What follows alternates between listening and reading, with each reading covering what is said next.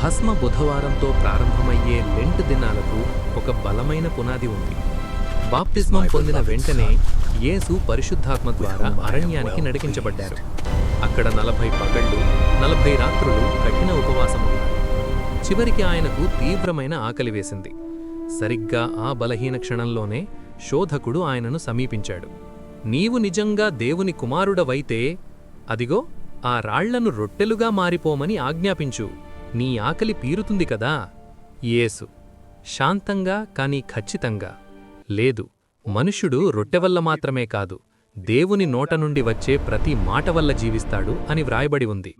సాతాను, సరే, నీవు దేవుని కుమారుడవు కదా, ఇక్కడి నుండి కిందకు దూకు, ఎందుకంటే దేవుడు తన దూతలకు ఆజ్ఞాపిస్తాడు, నీ పాదానికి రాయి తగలకుండా వారు నిన్ను చేతులతో పట్టుకుంటారు అని లేఖనాల్లో ఉంది కదా. యేసు, నీవు దేవుడైన ప్రభువును నీవు శోధించకూడదు అని కూడా వ్రాయబడి ఉంది. సాతాను, చూశావా ఈ లోకవైభవం? నువ్వు గనక సాష్టాంగపడి నాకు నమస్కరిస్తే ఇదంతా నీకే ఇచ్చేస్తాను.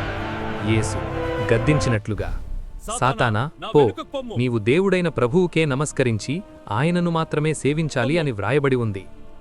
యేసు దేవుని వాక్యమనే ఆయుధంతో ప్రతి శోధనను జయించారు. అప్పుడు సాతాను ఆయనను విడిచిపెట్టాడు. దేవదూతలు వచ్చి ఆయనకు పరిచర్య చేశారు. దేవుని వాక్యం ప్రతిరోజు వినాలంటే ప్లీజ్ సబ్స్క్రైబ్ మై ఛానల్. ప్రభువైన యేసుక్రీస్తు నుండియు కృపా సమాధానములు మీకు మీ కుటుంబాలకు కలుగునుగాక. ఆమేన్.